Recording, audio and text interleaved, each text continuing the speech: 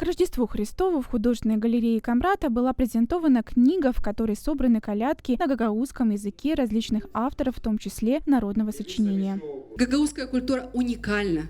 К сожалению, многие из нас не знают всего того, что мы сейчас с вами продвигаем. Но благодаря таким книгам, благодаря нашим детям, благодаря авторам, которые здесь напечатаны, вот господин Тодор Зане здесь, Гюлю Карамфил, господин Мариноглу, господин Филёгла, все те, кто здесь напечатаны, благодаря их заслугам, их труду, наша гагаузская культура продвигается не только в Республике Молдова, но она и продвигается по всему миру.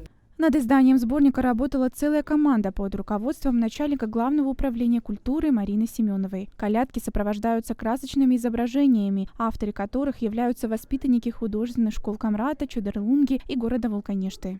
Да bu kağıdı topladıkça biz anladık. Hani türküler güzel. Пока мы собирали материал к этому сборнику, мы поняли, насколько красивы эти колядки. Но и книга сама должна быть красочной. Мы обратились к воспитанникам художественной школы. Вы нам помогли, приняли участие в этом прекрасном проекте и подготовили прекрасные рисунки. Они связаны с новогодними и рождественскими праздниками. Талантлы Гагаузиян uşakları pay alıp bu yarışmada yazdılar resimlediler. Güzel resimler, anıları bağlı, yeni yıl türkülerinden, kolada türkülerinden. Сборник рождественских колядок – это кладезь столетней истории гагаузского народа, отметил академик Тодор Занет. Bukette var bir sıcaklık. Bukette sıcaklık o yüzden hani В этой книге особое тепло, а в ней отражена наша тысячелетняя история. Мы все воспринимаем этот праздник как рождение Иисуса Христа, но в этом произведении содержатся песни, которые впитали в себя историю прошлых столетий. Я очень рад, что в эту книгу вошли рисунки детей. Ama kimi kovada türkülerine karışmış eski 100, 200, 300 bin yıllık historiyamızda.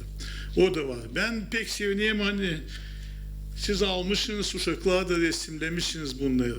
Долгая и кропотливая работа ни одного дня и ни одного человека. И вот теперь ее могут открыть и изучить не только сами авторы, но и все желающие. Начинали с конкурса, который был проведен в прошлом году, и очень многие ребята отозвались. Мы видим результат, который сегодня украшает галерею.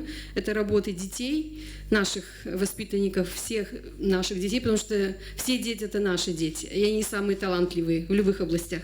И хотела бы сказать, что мы видим, как расширяется сфера применения гагаузского языка. Начиная с детского сада, дальше в общеобразовательные школы и плавно перетекает в музыкальные и художественные школы.